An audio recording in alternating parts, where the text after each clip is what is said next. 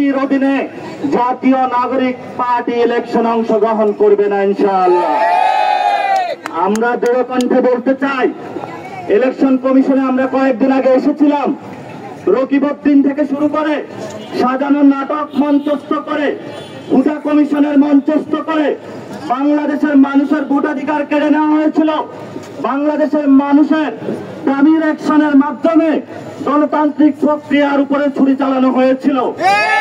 কিন্তু আমরা দেখতে পাচ্ছি তারা এখন দিব্যি ঘুরে বেড়াচ্ছে, আইনের আওতায় তাদেরকে এখনো আনা হচ্ছে না। নির্বাচন কমিশনের যেই সকল কমিশনারগণ গত 15 বছরে এই সকল খুনি ফ্যাসিস্ট হাসিনা রিজিমের সাথে অংশগ্রহণ ছিল, তাদেরকে আমরা দ্রুত গতিতে আইনের আওতায় আনার জন্য সরকারকে আহ্বান জানাচ্ছি। যদি তাদেরকে না আনা হয় তাহলে আপনারা দেখেছেন অনেকেই পালানো শুরু করেছে, অনেকে এখনো পালাতে পারে নাই, জেলের মধ্যে আছে। ছাত্র জনতা আইন শৃঙ্খলা বাহিনীর হাতে তাদেরকে নিজ হাতে তাদেরকে তুলে দেবে ইনশাআল্লাহ। আপনারা জানেন নির্বাচন কমিশনে যে কমিশনটা গঠন হয়েছে এটা 2022 সালের আইন। এই আইনকে ওই সময়কার অন্তত বাংলাদেশের 20টি বড় রাজনৈতিক দল বিরোধিতা করেছিল। কোর্ট করে বলছি, বাংলাদেশের অন্যতম বড় রাজনৈতিক দলের মহাসচিব মির্জা ফখরুল বলেছিলেন এটা একটি বাকশালী কমিশন হয়েছিল।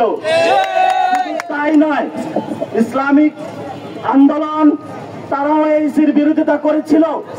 কিন্তু আমরা যখন জাতীয় নাগরিক কমিটিতে ছিলাম, আমাদের কাছে প্রস্তাবনা এসেছিল সার্চ কমিটির মাধ্যমে এইসি পুনর্গঠন হবে।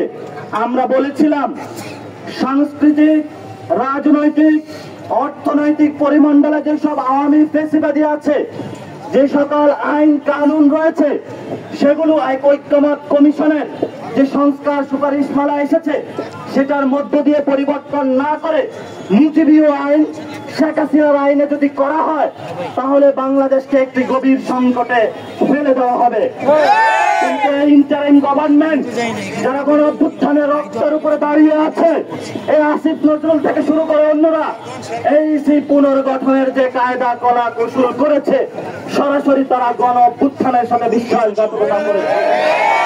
আগামীতে আমরা যদি অতি দ্রুত গতিতে ইলেকশন কমিশনারদের পদত্যাগ না করে পুনর্গঠন না করা হয়, ঐক্যমত কমিশনে যেই সকল সুপারিশমালা দেওয়া হয়েছে সেগুলো যদি মান্য না করে বাংলাদেশকে একটি গণতান্ত্রিক প্রক্রিয়ায় নিয়ে যাওয়ার কোন প্রচেষ্টা না করা হয়, তাহলে আমরা উপদেষ্টার মধ্যে যারা বিএনপির মুখপাত্র হিসেবে কাজ করছে, বাংলাদেশের এডুকেশন সেক্টরকে ডুবিয়ে দেওয়ার জন্য ওয়াহিদুদ্দিন ভাই কাজ করছেন, বাংলাদেশের ফাইন্যান্সিয়াল সেক্টরকে ডুবিয়ে দেওয়ার জন্য সালাউদ্দিন ভাই কাজ করছেন, বাংলাদেশের আইন মন্ত্রণালয় ডুবিয়ে দেওয়ার জন্য আসিফ নজরুল কাজ করছেন, তাহলে আমরা কর্মসূচি নিয়ে তাদেরকে পদত্যাগ করাতে বাধ্য হব।